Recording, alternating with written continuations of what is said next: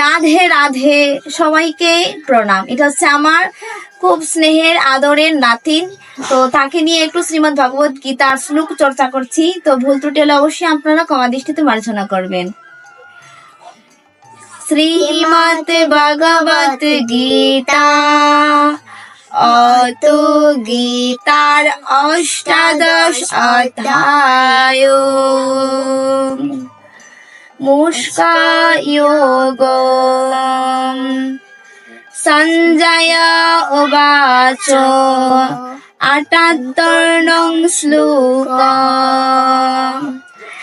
यत्र योगेश्वरा कृष्णा यत्र पार्थ धनुर्धरा तत्र श्री विजय भूति ध्रुवा नीतिर्मतिर्मम।